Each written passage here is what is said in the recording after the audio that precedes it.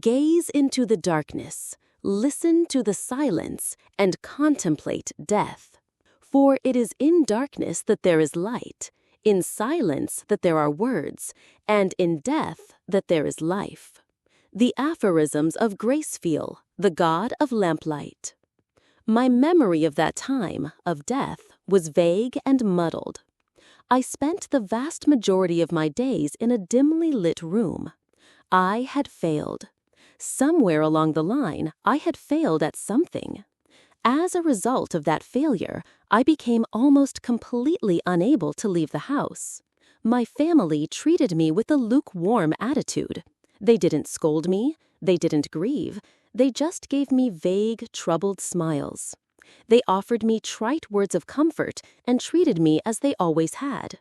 It might have been their form of kindness, but to me, it was poison. Eventually, a sense of impatience, a feeling that I couldn't go on like this, burned in my chest so intensely I wanted to claw it out.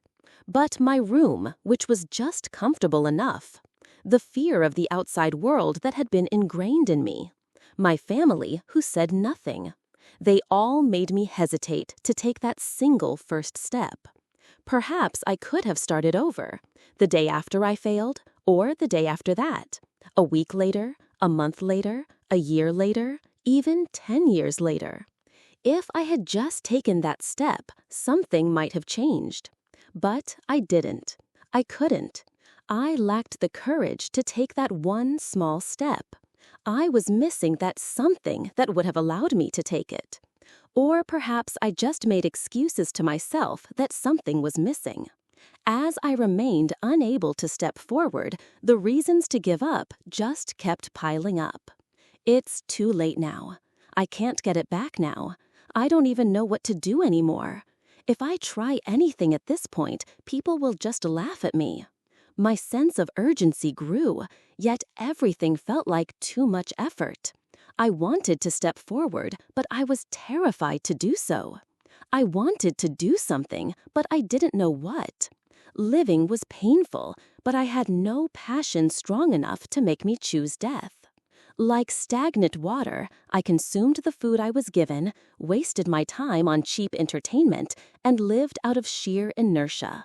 Fearing failure, I averted my eyes from the final ruin, half aware of the foolishness I was indulging in. The reason my memory of death is vague is surely because my life was so hopelessly vague and muddled. A dim room, a life where day and night were reversed, the glow of a monitor, the sound of a keyboard clacking. It continued on, fragmented and chaotic. And then a single, slightly clearer memory. I hear the whir of a motor. Before my eyes, a trolley carrying a white coffin moves forward. With a sterile, mechanical sound, the doors of the crematorium furnace slowly close. And just like that, they shut.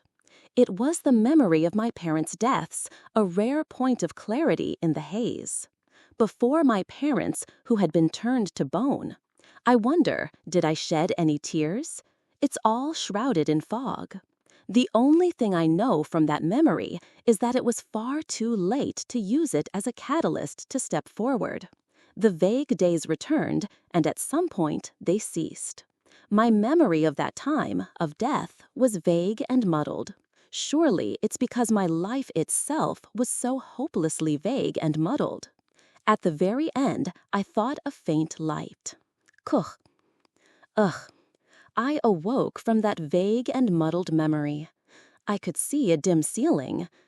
And then, abruptly, a skull appeared right before my eyes.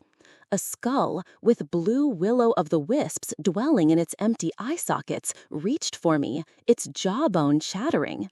Ah, arg! I screamed.